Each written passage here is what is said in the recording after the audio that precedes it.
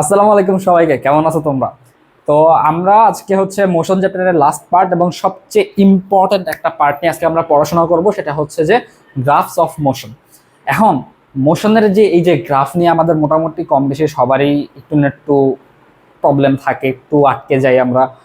দেখা যায় কি পরীক্ষায় স্টেমে দিয়ে রাখছে, একটা সুন্দর গ্রাফ দিয়ে রাখছে, সেখান থেকে আমাদের হয়তো ডাটা রিট্রিভ করতে বা ধরো আমাদের কিছু একটা বের করতে বলছে, ওইগুলো ক্ষেত্রে আমাদের একটু সমস্যা হয়। কিন্তু আশা করব আমি যে আজকের ক্লাসের দেখার পর থেকে তোমাদের এইগুলো নিয়ে কোনো সমস্যা হবে না, তোমরা প্রত্যেকটা পরীক্ষা এইস করবা। তো চলো শুরু করি। আচ্ছা, গ্রাফ বোঝার আগে বা এই মোশনের যে গ্রাফগুলো বোঝার আগে একটু জেনারেলি ইন জেনারেল গ্রাফ বলতে কি বোঝায় এইটা একটু বুঝে আসি। আচ্ছা, এটা তো আমরা জানি যেটা হচ্ছে আমাদের এক্স অ্যাক্সিস, এটা আমাদের ওয়াই অ্যাক্সিস, এবং তাদের ইন্টারসেক্টিং পয়েন্ট হচ্ছে অরিজিন। ওকে, আচ্ছা, ঠিক আছে। এটা তোমরা আপাতত আচ্ছা, এটা আমি আপাতত একটু সরায় রাখি এক সেকেন্ড, এটা এখানে, এটা আপাতত আমি একটু সরায় রাখি, এইটাকে আমি একটু সরায় রাখি। আচ্ছা, এটা থাকলো। আচ্ছা, আমাকে একটা জিনিস তোমরা বলো, আমরা কি এই ইকুয়েশনটা সম্পর্কে জানি? S is equals to U T plus 1/2 A T square, এবং S is equals to U plus V divided by 2 times T, S is equals to V T. এই তিনটা ইকুয়েশন সম্পর্কে আমরা আশা করি সবাই জানি। ঠিক আছে, এখন এই তিনটা ইকুয়েশনের মধ্যে থেকে আমি একটা ইকুয়েশন নেব। সে আমি এই ভেজেল্লা দেখতে ইকুয়েশনটাই আগে নেই। আচ্ছা, আচ্ছা, এখানে দেখো, এটা কি আমাদের বলতো? ডিসপ্লেসমেন্ট না? এটার কালিটা একটু বেশি ডিপ, সো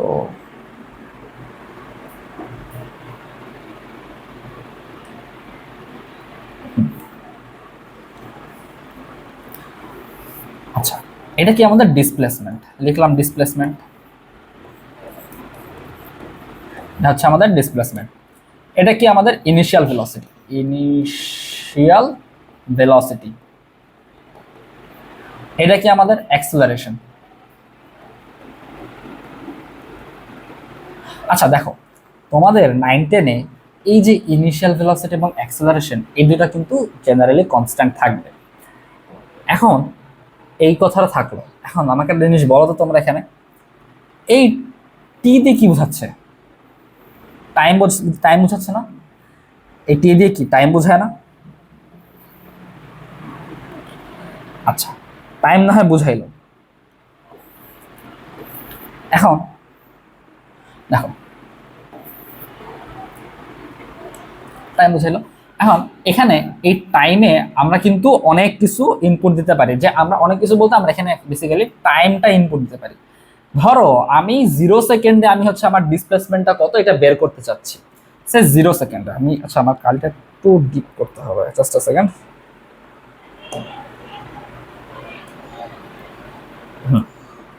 সে আমি 0 সেকেন্ডে আমার ডিসপ্লেসমেন্ট কত সেটা আমি বের করতে চাচ্ছি। এখানে আমি দেখলাম টি আর এখানে এস। আচ্ছা, টি এবং এস এ আমার 0 সেকেন্ডে আমার ডিসপ্লেসমেন্ট কত হবে বলতো? জিরো না? এখানে যদি জিরো বসাও, এখানে যদি জিরো বসাও, পুরোটাই জিরো হয়ে যায় না? জিরো আসলো। আচ্ছা, হোয়াট ইফ আমি 1 সেকেন্ডে বের করব, কত হবে বলো? সে এখানে আমাদের ইনিশিয়াল ভেলোসিটি যদি ধরো সে জিরো হয় আর অ্যাক্সেলারেশন ধরো 2 হয়, তাহলে আমাদের ইকুয়েশনটা কিরকম দাঁড়ায় বলো তো? S is equals two 1/2 Times 2 T square, or S is equals two just T square. তো ধরো টি 1, তাহলে S1, টি 2 যদি হয় এস হবে কত? 4। অর্থাৎ আমার যখন 1 সেকেন্ড সময় মানে আমার ধরো এটা একটা গাড়ির কথা যদি চিন্তা করি, আমার গাড়ি 0 সেকেন্ডে আমার মুভ করছে কত? 0 মিটার।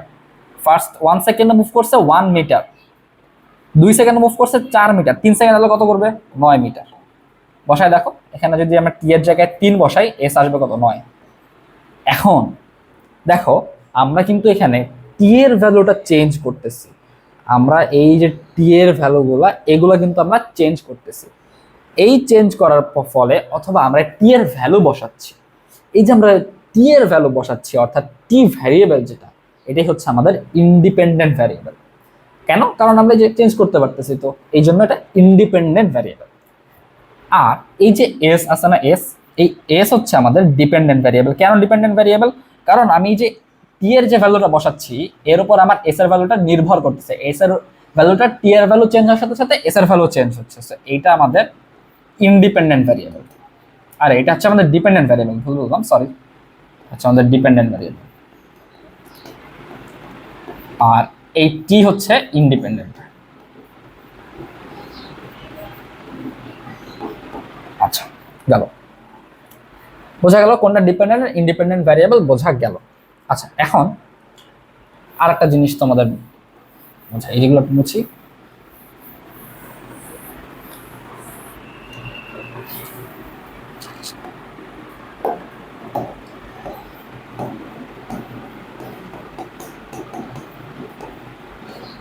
আচ্ছা, আমাকে একটা জিনিস বলো তো, আমাদের এখানে আমরা যে টি এর ভ্যালু চেঞ্জ করার সাথে সাথে আমাদের যে এস এর ভ্যালুটা চেঞ্জ হচ্ছে, এই ধরনের কেসে আমরা এটাকে বলতে পারি S is a function of T, function of T, অর্থাৎ টাইম। অর্থাৎ আমরা টি এর ভ্যালু যদি চেঞ্জ করি আমাদের এস এর ভ্যালু চেঞ্জ হবে। আমাদের টি এর একটা ভ্যালুর জন্য এস এর একটাই ভ্যালু পাবো। তোমরা হচ্ছে ফাংশন নিয়ে ম্যাথে তোমরা আরো ভালো মতো পড়বা। তো আমি তোমাদের জাস্ট বেসিক ধারণাটা দিয়ে রাখি যে আমার এই টি এর ভ্যালু চেঞ্জের কারণে, টি এর একটা ভ্যালুর কারণে আমি এস এর একটা ভ্যালু পাচ্ছি। অর্থাৎ এই জন্যই আমরা এস কে টি এর একটা ফাংশন বলতেছি। আন্ডারস্টুড? আচ্ছা, এখন গ্রাফে আসি, চলো এই জিনিসগুলো একটু উপর উঠায় দেখি।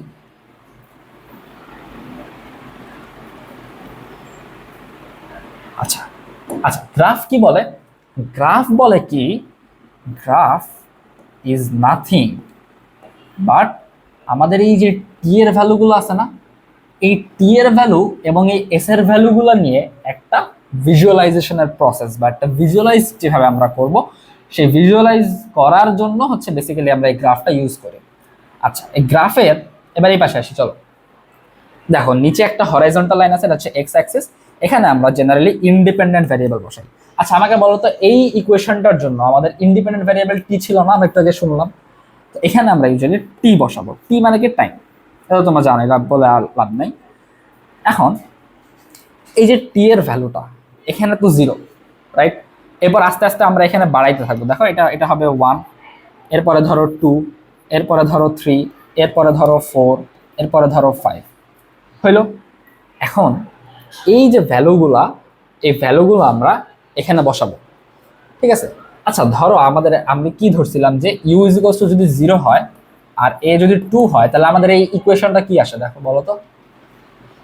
এই এই ইকুয়েশনটা আমাদের এরকম আসে না যে S is equals two T square, এরকম একটা ইকুয়েশন আসে তো, রাইট? এখন এই যে এই ভ্যালুগুলো আমরা যখন টিতে বসালাম, বসানোর পর এস এর যে ভ্যালুটা পাবো, বা এই ইকুয়েশনে বসানোর পর এস এর যে ভ্যালুগুলো পাবো সেগুলো আমরা এইখানে প্লট করব এই অ্যাক্সিসে। অর্থাৎ এই অ্যাক্সিসে আমাদের থাকবে হচ্ছে S, which is say to say, এখানে ধরো 1 এর জায়গায় ধরো এটা 1 দিলাম, এটা ধরো 2, এটা ধরো 3, এটা ধরো 4। আচ্ছা, এটা একটু বেশি হয়ে যাচ্ছে, আমি তোমাদের আরেকটু ভালোভাবে দেখাই। আচ্ছা, ধরো এটা 5, একটু বড় বিগ লিপ দিই আর কি। 5, 10, এটা 15, এটা 20, এটা 25, এটা ধরো 30, হলো। এখন আমাদের এই যে 1, দেখো 0 থেকে শুরু করে, হ্যাঁ, এক্সে বা এখানে এটা তো আমাদের টাইম, রাইট? এই টি এর ভ্যালু যদি আমরা যখন 0 বসাবো এখানে, আমাদের এস এর ভ্যালু কত আসবে? 0, রাইট? তো 0 0 0 0 0 তে প্লট করলাম আমরা। আমি একটা ভিন্ন কালার দিয়ে দেখাই তোমাদের। 0 0 তে আমরা প্লট করলাম। এস এর ভ্যালু যখন আমাদের 1 হবে তখন আমাদের কি হবে বলতো? এস ইজ টি এ যদি আমরা মানে এস এর ভ্যালু বলছি আমি, টি এর ভ্যালু যদি আমরা 1 বসাই এখানে, তাহলে আমাদের এস এর ভ্যালু কত আসবে বলতো? 1 আসবে না? বসাইলাম 1 1 এ, খুবই ছোট একটা জায়গায় হবে, হলো। এস এর ভ্যালু যখন 2 হবে তখন, মানে টি এর ভ্যালু যখন 2 হবে, এস এর ভ্যালু কত আসবে বলতো? এস এর ভ্যালু আসবে 4। এখানে বসায় দেখো 4 আসবে। বসাইলাম 2 এর হলে 4, মানে 5 এর একটু নিচে। সো তাহলে 3 এ কত হবে? 10 এর একটু নিচে 9, 4 এ কত হবে? 16, 15 এর একটু উপরে 16, 5 এ কত হবে? 25, এরকম। এখন আমরা যদি এই ডটসগুলো কানেক্ট করে দেই, একটু এখানে একটু এরর হয়েছে,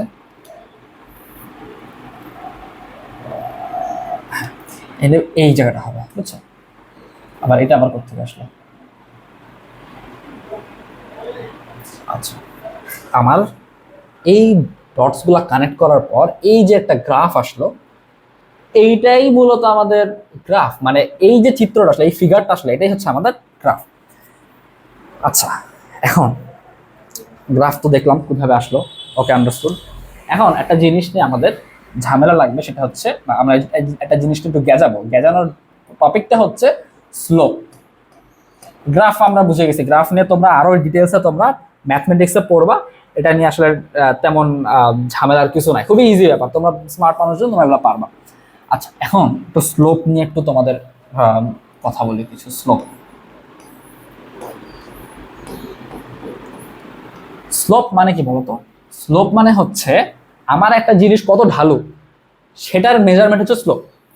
এখন একটা জিনিস কত ঢালু এটা খুবই আরবিট্রারি একটা কথা, ম্যাথমেটিক্যালি কি হচ্ছে এটা আমি তোমাদের বোঝাই। আসুন, ধরো এটা হচ্ছে আমাদের একটা কোঅর্ডিনেট প্লেন, এটা হচ্ছে x axis, y axis, origin. এটা ধরো আমাদের একটা গ্রাফ আসছে, যে কোনো একটা ফাংশনের জন্য আমাদের এরকম একটা গ্রাফ আসছে। আচ্ছা, আসলে সমস্যা নাই। এখন আমাদের এই গ্রাফটা তো এরকম না হয়ে এরকমও হতে পারতো, আবার এরকম না হয়ে এরকমও হতে পারতো। এই তিনটা জিনিসের মধ্যে ডিফারেন্স কি বলতো? এদের স্লোপটা, এটা সবচেয়ে কম স্লোপওয়ালা গ্রাফ, এটা মিডিয়াম স্লোপ, এটা হাই স্লোপ। এটা ঢাল বেশি। তুমি পাহাড়ের কথা চিন্তা করো একবার, তোমার যে পাহাড়টা বেশি স্টিপ, সেটাতে ওঠা অনেক কষ্টকর, সেটার চিত্রের সাথে অনেকটা মিলে যায়। দেখো, বলি না পাহাড়টা অনেক বেশি, পাহাড়টার স্লোপ অনেক বেশি। তো ব্যাপারটা হচ্ছে এরকম। এটা তো মেটাফরিক্যালি আমি তোমাকে বললাম, ম্যাথমেটিক্যালি কি হচ্ছে সেটা আমি তোমাকে এখন বুঝাই। সে আমি এটা সেটা ডিলিট করে দিই, এটাও ডিলিট করে দিই, এটাকে তো অবশ্যই ডিলিট করবো। আচ্ছা, দেখো, ম্যাথমেটিক্যালি স্লোপ হচ্ছে rise by run, rise over run. Rise মানে কি? উচ্চতা বা কতটুকু উঠছে, আর রান মানে কি? কতটুকু চেঞ্জ হয়েছে, বা এক্স অ্যাক্সিসে কতটুকু চেঞ্জ হয়েছে। অর্থাৎ স্লোপ মানে হচ্ছে আমার এক্স অ্যাক্সিসের ইউনিট চেঞ্জের জন্য আমার কতটুকু রাইজ হচ্ছে, এটাই হচ্ছে আমাদের বেসিক্যালি স্লোপ। আর একটু যদি তোমাদের দেখাতে চাই, আমি যদি এই পয়েন্ট, বা আমি তোমার কালারটা একটু চেঞ্জ করে দিই, আমি যদি এই পয়েন্ট এবং এই পয়েন্টের কথা যদি চিন্তা করি, এই পয়েন্টের থেকে এই পয়েন্টে এবার আমরা একটা রাইট অ্যাঙ্গেল ট্রায়াঙ্গেল ড্র করলাম, ঠিক আছে? দেখো, আমার এখানে রানটা কত হচ্ছে, রান এটা না, আমি যদি মার্কিং করি, এটা এ, এটা বি, আর এটা যদি সি হয়, আমার রানটা এখানে কত হচ্ছে? রান রান হচ্ছে বি এ। আর আমার রাইজ কত হচ্ছে বলতো? উঠতেছে কত? এসি না, বা C A, whatever you like to call it, AC. তাহলে আমাদের স্লোপ হচ্ছে যে এই গ্রাফটার জন্য হবে হচ্ছে রাইজ কত? রাইজ হচ্ছে এসি, এসি ওভার বিএ বা এবি, একটু সুন্দর করে লিখি AB.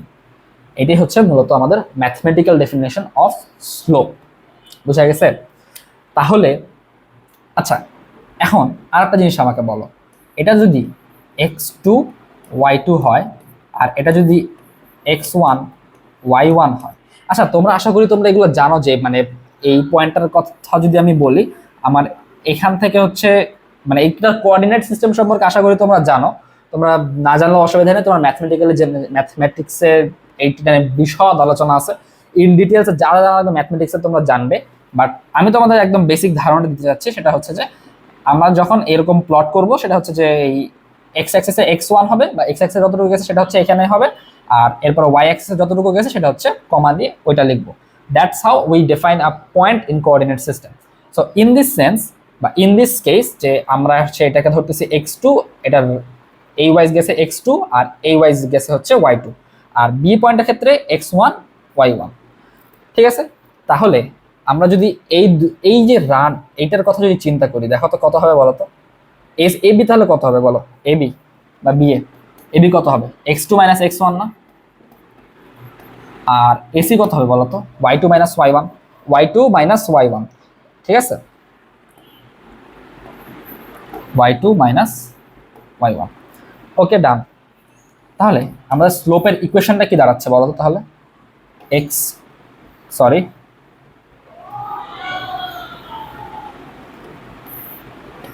y2 minus y1 by x2 minus x1। এই জিনিসটা আমরা একটু মাথায় রাখবো, কারণ এই জিনিসটা আমার ব্যবহার আমরা একটু পরে দেখতে পাবো। আচ্ছা, স্লোপ নিয়ে আশা করি তোমাদের আর কিছু জানার দরকার নাই। আর একটা ছোট্ট জিনিস তোমরা জেনে রাখতে পারো, এখানে যদি আমরা থেটা বের, এটা খুব বেশি ইম্পর্টেন্ট না, বা তোমরা হচ্ছে পরে আরো ভালো মতো পড়বা, জাস্ট জেনে রাখো যে এটা যদি থেটা হয়, আমাদের slope m is equals two tan theta. তোমরা ট্রিগোনোমেট্রিতে যে লাবিব ভাইয়ের ক্লাসে আছে ওখান থেকে তোমরা বুঝতে পারবা, সমস্যা নাই। এই জিনিসটা জাস্ট একটু মাথায় রাখো, কাজে দিবে, জাস্ট মাথায় রাখতে হবে, এটা নিয়ে তো টেনশন করার কিছু নেই। আচ্ছা, স্লোপ বুঝে গেলাম, সমস্যা নাই। এখন আসেন একটা প্রপার গ্রাফ দেখি, আসেন একটা প্রপার গ্রাফ আঁকি আগে, চলো। আচ্ছা, এই যে এই টেবিলটা আমরা দেখতে পাচ্ছি না, এই টেবিলটা আমাদের বইয়ে এক্সাম্পল বা হচ্ছে ওটাকে কি বলে, এক্সাম্পল আকারে দেওয়া আছে, বা তোমার এক্সপেরিমেন্ট আকারে দেওয়া আছে খুব সম্ভবত। তো এই টেবিলটা আমি এখানে নিয়ে আসছি, আনলাম। এখন চলো এই আগে এস ভার্সেস টি এর একটা গ্রাফ এঁকে দেখি। এস ভার্সেস টি মানে কি? এস মানে হচ্ছে এই যে ডিসপ্লেসমেন্ট এস, আর টি মানে হচ্ছে টাইম, জানো তোমরা। সো আমরা একটা কোঅর্ডিনেট অফ অ্যাক্সিস এঁকে ফেলি। হচ্ছে আমাদের এক্স অ্যাক্সিস, এটা হচ্ছে আমাদের ওয়াই অ্যাক্সিস, হইলো, কোনো ব্যাপার না, এটা হচ্ছে আমাদের অরিজিন। আচ্ছা, এরপরে এখানে আমরা একটু একটু করে দিব, এটা ধরো 1, এটা ধরো 2, এটা ধরো 3, এটা ধরো 4, এটা ধরো 5। আচ্ছা, একটু বেশি ঘিঞ্জি হয়ে গেছে, এটা তোমাদের ভালো লাগবে না আসলে দেখতে।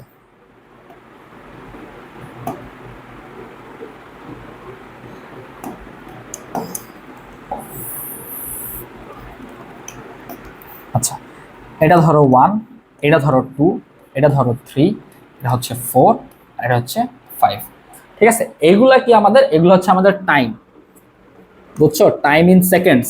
আশা করি দেখা যাচ্ছে, হোপফুলি দেখা যাচ্ছে। না দেখা গেলে তোমরা আমাকে জানাও, আমি তোমাদের হচ্ছে ব্যবস্থা করে দিব। আচ্ছা, টাইম দেখা গেল। এখন দেখি এখানে হচ্ছে আমরা ইয়া প্লট করি, ডিসপ্লেসমেন্ট প্লট করি। আমাদের কত থেকে করবো বলো তো? 5 করে করি, রাইট? এটা 5, এটা 10, এটা 15,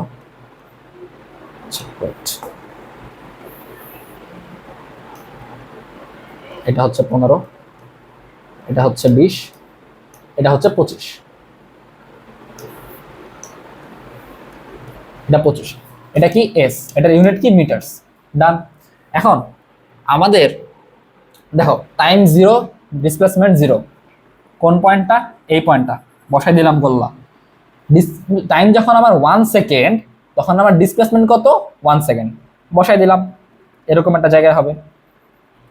আচ্ছা, আমার টাইম যখন 2 সেকেন্ড, আমার ডিসপ্লেসমেন্ট কত হয়েছে? 4 সেকেন্ড, অর্থাৎ এরকম কোন একটা জায়গায় হবে।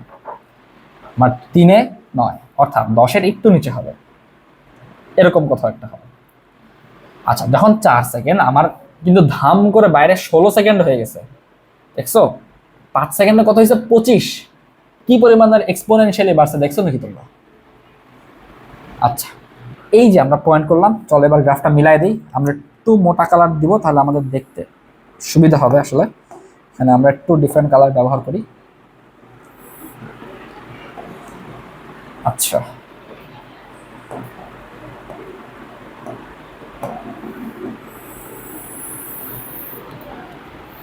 আমাদের গ্রাফটা এরকম হয়ে গেল।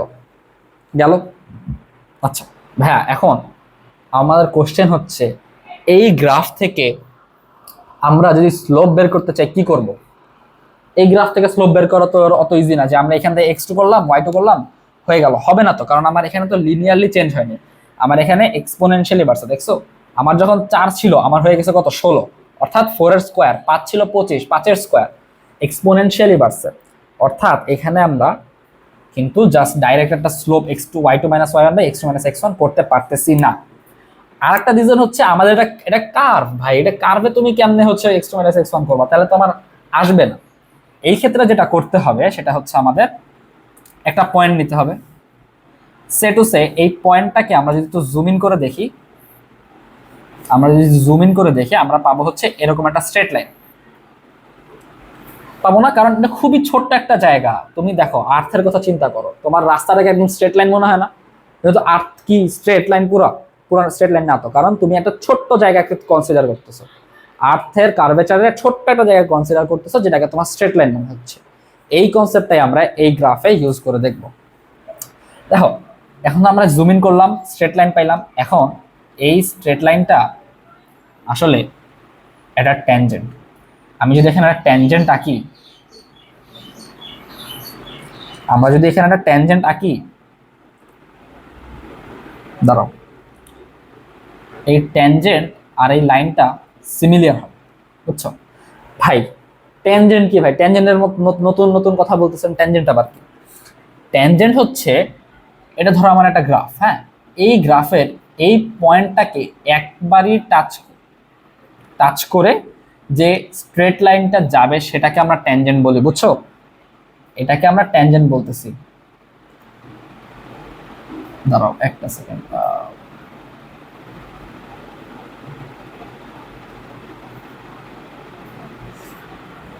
এক সেকেন্ড, এইটা আচ্ছা দেখো, এই যে একটা পয়েন্ট টাচ করে গেল না, এটা হচ্ছে আমাদের ট্যানজেন্ট। এখন আমরা তো স্ট্রেট লাইন একটা সুন্দর মতো পেয়ে গেলাম, রাইট?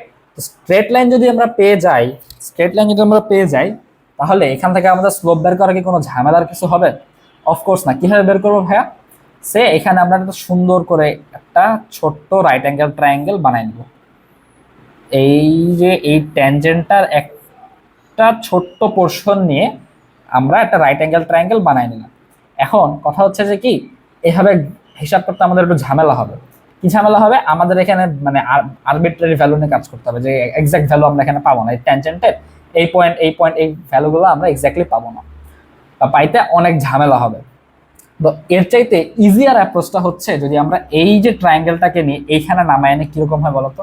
আমরা যদি এখান থেকে একটা পারপেন্ডিকুলার ড্র করি, তাহলে এই যে এই ট্রায়াঙ্গেল এবং এই ট্রায়াঙ্গেল এরা কিন্তু সিমিলার হবে, অর্থাৎ তাদের সাইডের রেশিওগুলো সেম হবে। অর্থাৎ এই ট্রায়াঙ্গেল নিয়ে আমি যে কাজটা করব, এই ট্রায়াঙ্গেল নিয়ে যদি সেই একই কাজটা করি, আমাদের ভ্যালু চেঞ্জ হবে না।